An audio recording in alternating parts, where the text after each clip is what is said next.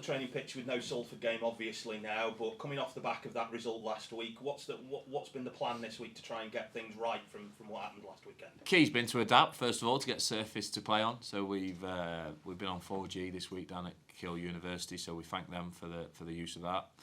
So we've just been ticking along and preparing for the next game. That's all we can do.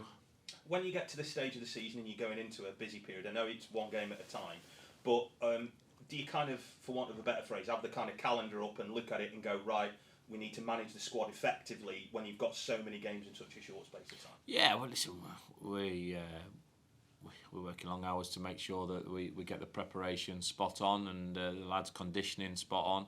Everything that you can imagine, like I keep harping on about, we've got great staff here, so we're working through the calendar, but also with the ability to adapt to situations that are out of our control, like the weather. So for us, it's just that time of year where things can change very, very quickly. So we just keep planning and keep adapting when we need to. This time last year, of course, you had like a winter break, didn't you? But this year, it might well be different for you've got no COVID, but you might have the weather. I'd love to be able to tell you what I did last week, Phil, never mind 12 months ago. So that's a long time ago for me, that. So, yeah, it's this, Christmas period, weather, winter. I always find December through to end of Feb, really, that... there's a few games you can potentially get called off.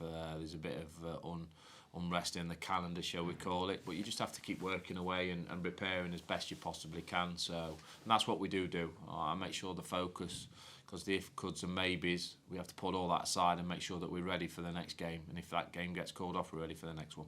Is this a kind of time of the year where you find out who's got the real character to stand up and be not to say that they won't, but do you kind of find out who's up for it and playing at a moment's notice or whatever? I must say, Phil, the group's good. It's a very professional group. They get on with the work, and that's the demands of us, the staff. So they crack on with what they're told to do, and they all want to be playing, which is great.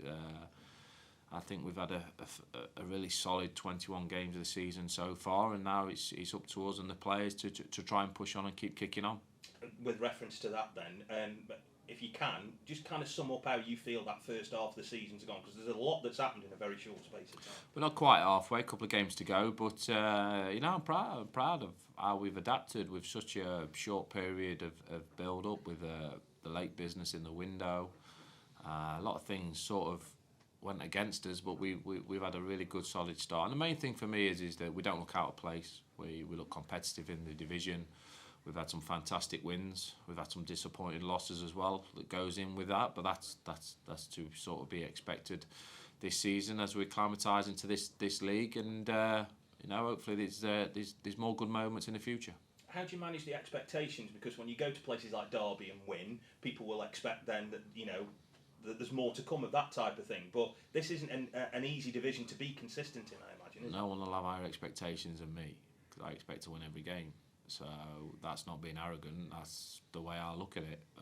That's the way my staff look at it. And that's what we try and do every single game. So the expectation levels doesn't weigh heavy on my shoulders, that's for sure, because I keep it as high as I possibly can to make sure that the players are trying to achieve things individually in their career, and for us as a football club. The demands that you've set on the players, how happy are you with how they've responded to what you've asked of them in this first period? They'll tell you I always want more, rightly so.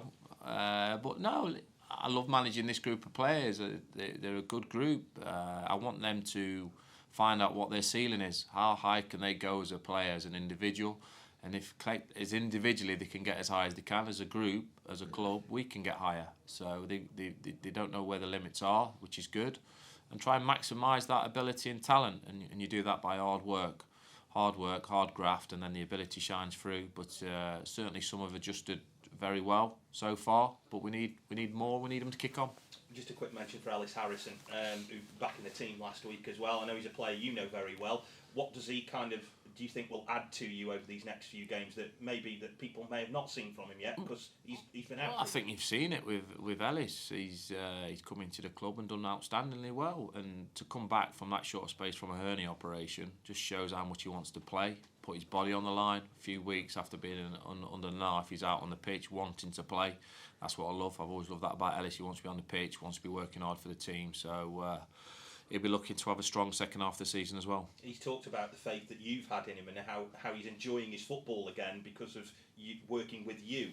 How do you feel about that when you hear a player say that? It's nice to hear, but Ellis he knows. Ellis has worked with me long enough to know that I'll keep pushing him and I'll keep pushing the rest of the players, because it has to be cruel love at times.